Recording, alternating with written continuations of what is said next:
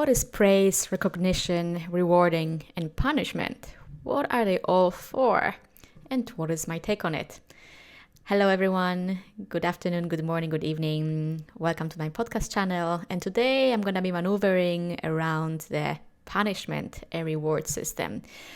Basically, the topic of recognition came to me when reading a book about Adlerian Psychology, where one of the notions was the absence of reward and punishment.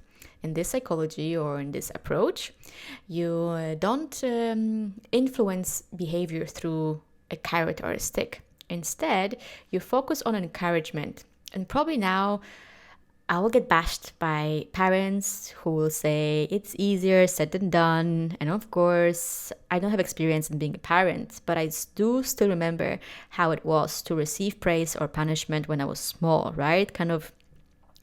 My behavior was controlled by fear, some kind of, right? And then I was basically behaving based on when I will get so-called an ice cream and when I will be grounded. And reading that book actually gave me quite some insights and reflections whether it all makes sense or maybe it does not. So when looking back on my childhood, indeed, the life was based on either fearing the consequence of not doing something, or getting manipulated actually to perform a task so I would get an approval, for example, love, from my parents. So all the actions were a constant drive for feeling approved, being approved, or a constant escape from possible threat and punishment.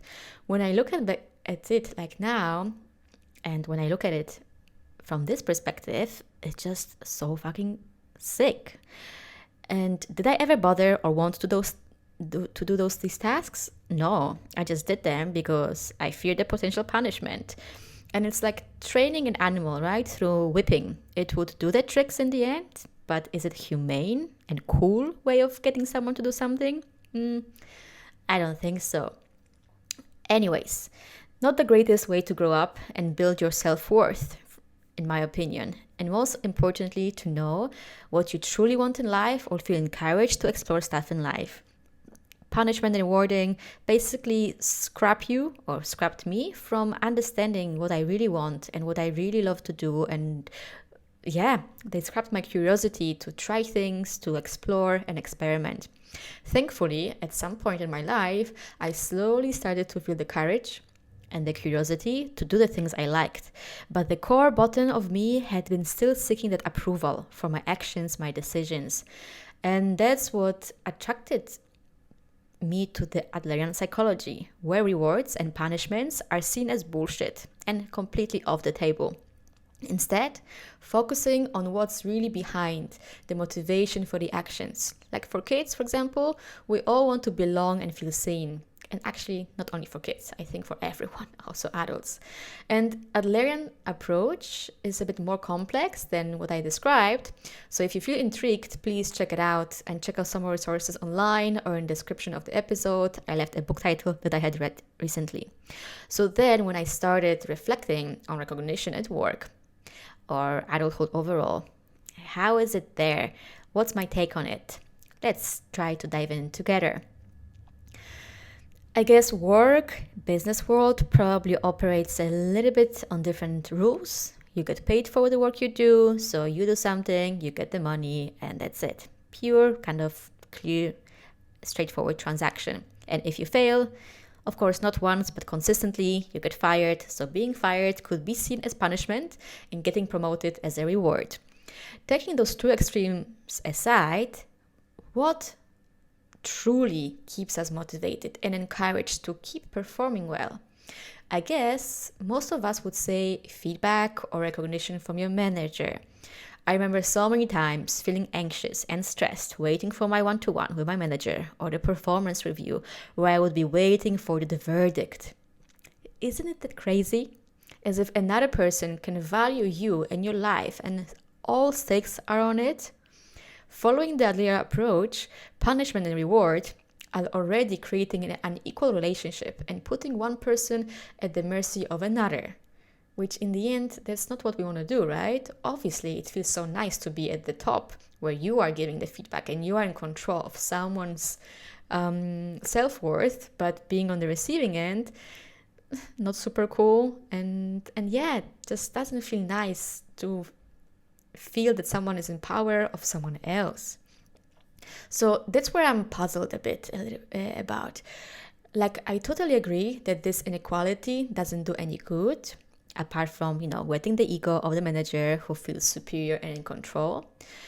But can we do it in the other way? Is there any other way to perform, to work, to establish work relationships, to do performance reviews?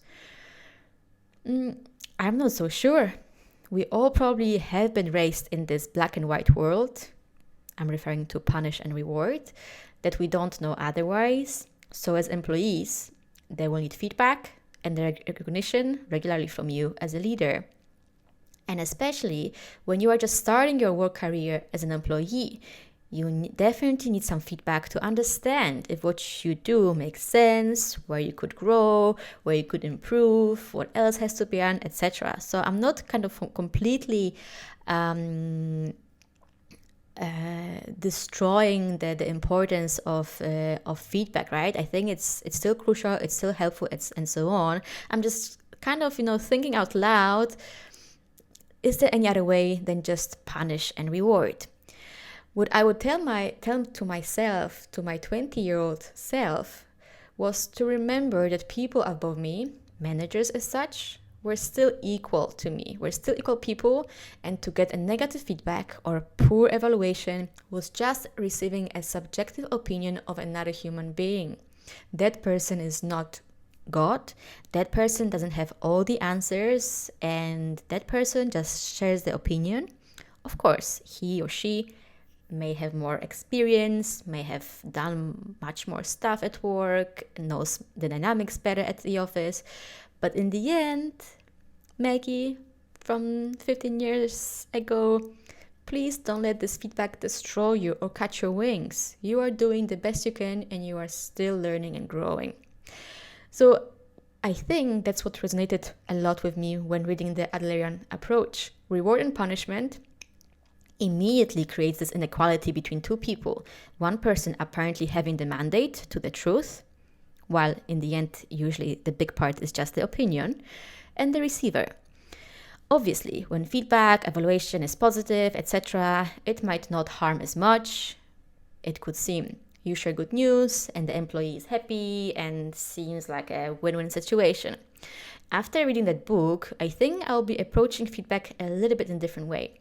Capitalistically speaking, work is still a contract between two people and shit needs to be done. That's reality. But that doesn't mean it defines you as a person, and it doesn't define your worth. When I think of recognition, praise, punishment, and how to go about it in a more inclusive way, what comes to my mind is actually the essence of my podcast, again and again: authenticity and empathy, where two people meet. Like now I'm referring to evaluation meetings, for example. And of course, you as a leader have certain responsibilities. One of them is give feedback, drive performance, etc. But then again, I'm reminded, are we doing it in a humane way? Can we do more? Can we do it more authentically and from the heart? And yes, if you listen to my podcast, you definitely already know me, that I'm kind of idealistic, and I definitely want more empathy and more authenticity in the world. So I think we can do more. I think all of you have experienced the copy-paste generic praise out of the hearing. You did a good job, you did extra mile, congrats, etc. Well, it all seems nice, of course, but what do you refer to specifically? And what did you appreciate the most in it? In that person's performance. What I'm saying is that after giving some thought, even if we still want to give feedback, praise or criticism, I think it should still be the following. It should be on time. It should include content proportion to the effort or task. It should be specific. It should be focused on the action, not on the person. And it should be empathic from the very start till the very end. So let's go one by one. Time. timely feedback and reaction. So even though it probably seems intuitive, I heard so many stories where a person was praised or criticized weeks after an accomplishment or failure, etc. Also, performance reviews, evaluations should never be a surprise. You then do something wrong if an employee or you as an employee did not see anything coming in the meantime. So again, I heard so many stories where a person was completely surprised or taken aback by the performance evaluation, did not see it coming, good or bad way, doesn't matter. So what is your relationship during that year? What's your relationship between those performance review cycles that you don't know the atmosphere, the temperature of your performance? Which is also tied to the context and proportion. In order to understand, especially when you decide to praise in public, you need to give context so it's understood better by the receiver and the other person and the other people. So it's not about, praising amazingly, on a big scale. If the task was small, it would be seen as like, hey man, what are you trying to do here? And that would create actually more distrust than trust. And or kind of treating a big achievement or a big task, big job as a, like, hey, it's just nothing, but well done, go ahead. So again, I'm just trying to kind of maneuver, making it a little bit more specific, to be aware of what load that task was on your employee, for example. And what I already mentioned before, right? Be specific. You are amazing. Good job. It's just an outdated thing, I guess. Like copy-paste generic, nice sentences. But they don't mean anything, in my opinion. Like, what are you trying to say? What are you trying to refer to? So please take an effort and tell exactly what the person did well, etc. And also, I think, which is very, very important, and we tend to forget because our egos are fragile, or we are not feeling well, or we're not in a good spot in these days. Try not to praise a person, but tries to praise the action. So the feedback, reward, punishment, whatever you call it, is not personal, is not directed on to the person, but is based on the action, the effort or behavior. It is even more necessary to do this way when it's about giving the so-called negative feedback, right? So you don't judge the person, but you comment on the action or the outcome. Lastly, which actually should be the first one, again, right, in my eyes, as you know me, be empathic, in big capital letters. Think of putting yourself in the shoes of the other. Try to imagine the perspective and the journey the person has been through. Appreciate the efforts and the contribution. Knowing the perspective and their struggles brings your leadership and relationship with them to another deeper, humane level.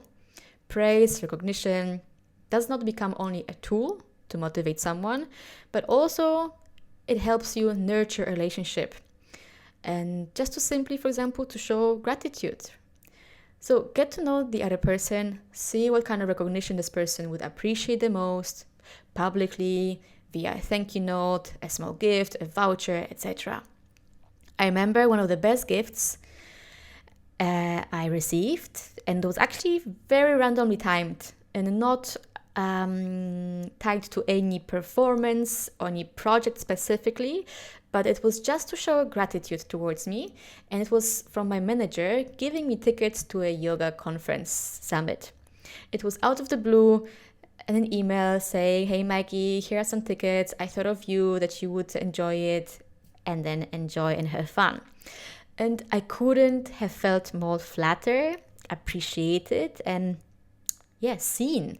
My manager knew what I'm passionate about. My manager knew what would bring me joy. So that personalized, customized reward or gift was basically just made my day.